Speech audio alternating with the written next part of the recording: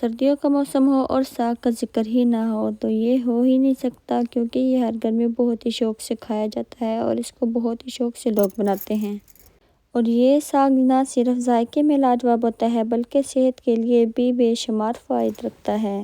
بسم اللہ الرحمن الرحیم۔ السلام علیکم، میں ہوں رابعہ اور ویلکم کرتی ہوں کوک اینڈ کیئر میں۔ تو آج میں آپ کے لیے بہت ہی آسان ساگ کی ریسپی لے کر آئی ہوں، تو چلیں اس کو بنانا سٹارٹ کر لیتے ہیں۔ اور یہ ساگ بہت ہی خاص ہے کیونکہ اس کو میں نے گاؤں سے منگوایا ہے۔ تو اس میں ہم پانی ایڈ کریں گے 2 گلاس۔ تو پانی اس میں بہت زیادہ نہیں ڈالتے کیونکہ ان سبزیوں کا خود کا بھی پانی ہوتا ہے۔ تو یہ ساگ باریک باریک اس لیے کٹا ہوا ہے کیونکہ یہ اسپیشل جو ساگ والی مشین ہوتی ہے یہ اس سے کٹا ہوا ہے۔ تو اس میں 5 کلو ساگ ہے، اس میں میتھی ہے، پالک ہے اور ہرا دھنیا بھی ہے، اور اس میں نے لہسن کے پتے بھی اس میں ڈلوائے تھے۔ تو یہ سب چیزیں اس میں کٹی ہوئی ہیں۔ تو 10-15 منٹ کے بعد ہم دیکھیں گے کہ یہ ساگ جو ہے بالکل نیچے ہو چکا ہے، اور اب ہم اس میں ایڈ کریں گے نمک، اور ساتھ ہی میں نے اس میں ½ kg کے قریب کاٹ کر اس میں ہری مرچیں بھی ڈالی ہیں۔ اور اب ہم اس میں ایڈ کریں گے 4 ٹیبل سپون نمک۔ اور اس ساگ کو بنانے میں بالکل بھی زیادہ ٹائم نہیں لگتا کیونکہ یہ میں نے بالکل فریش ساگ منگوایا ہے، اور آپ بہت سارا ساگ بنا کے اس کو سٹور بھی کر سکتے ہیں، یہ بالکل بھی خراب نہیں ہوتا۔ تو میں نے اس لیے اس کو زیادہ منگوایا ہے کیونکہ میں نے اس کو سٹور کرنا تھا۔ اور ابھی اس میں دیکھ سکتے ہیں کہ پانی ہے، تو اب ہم اس کو لو آنچ پہ اس کو بنائیں گے۔ اس میں نہ ہم میڈیم کریں گے نہ تو ہائی کریں گے، لو آنچ پہ اس کو 1.5 گھنٹے کے لیے کور کر کے رکھ دیں گے، اور یہ بالکل نرم ہو جائے گا، اور اس کو پکانے میں بالکل بھی مشکل نہیں ہوتی، نہ تو اس کو بار بار ہلانے کی ضرورت پڑتی ہے۔ تو پانی بالکل ڈرائی ہو چکا ہے، تھوڑا سا اس میں رہتا ہے۔ اب ہم اس کو میشر کی مدد سے میش کر لیں گے۔ تو اس کو میں نے 10 منٹ کے لیے اس طریقے سے میش کیا ہے، بہت ہی اچھے طریقے سے میش ہو جاتا ہے۔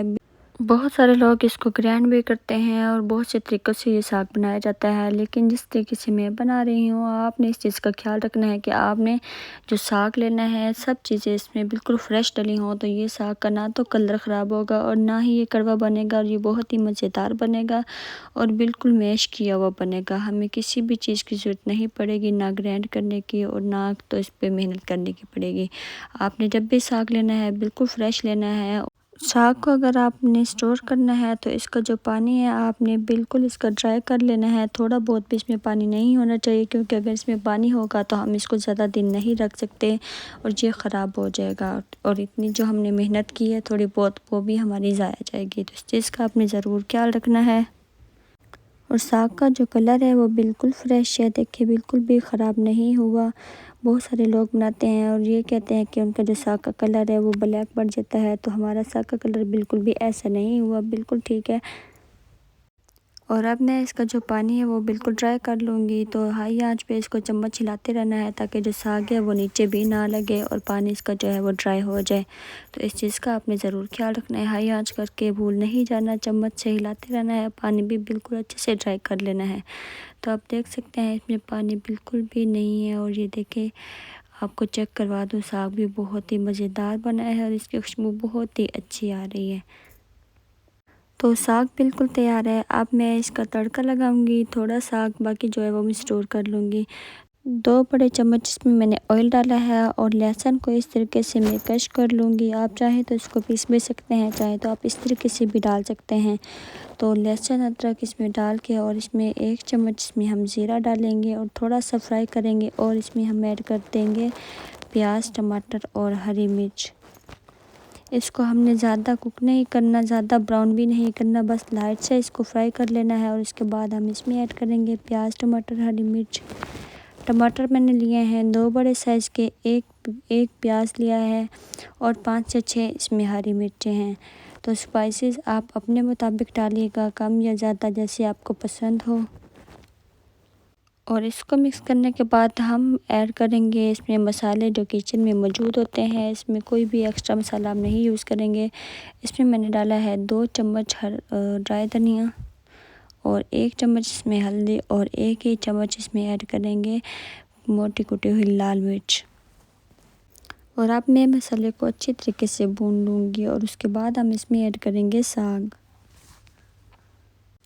اور یہ ساگ جو میں نے بنایا ہے بہت ہی آسان طریقہ ہے اور بہت ہی مزیدار بنتا ہے، تو آپ نے اس ریسپی کو ضرور ٹرائی کرنا ہے اور آپ نے کمنٹ میں بتانا ہے کہ آپ کو یہ ریسپی کیسی لگی ہے۔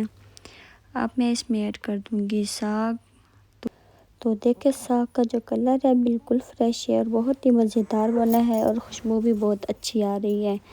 تو اب پانی اس میں بالکل بھی نہیں ہے۔ اب ہمیں مسالے میں زیادہ اس کو بھوننے کی ضرورت نہیں پڑے گی، کیونکہ ساگ بناتے ہوئے ہم نے پانی اس کا بالکل اچھے سے ڈرائی کر دیا تھا، تو اس لیے ہم نے اب مسالے میں اس کو مکس کرنا ہے۔ تو بس آج کا مزیدار ساگ کا سالن بالکل تیار ہے۔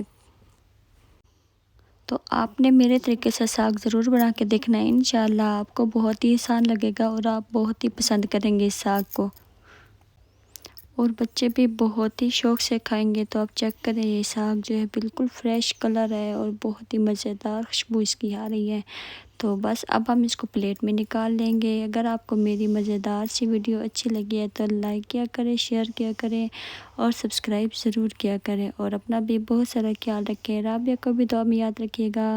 مجھے دیجیے اجازت، ملتے ہیں نیکسٹ ویڈیو میں مزیدار ریسیپی کے ساتھ۔ اللہ حافظ۔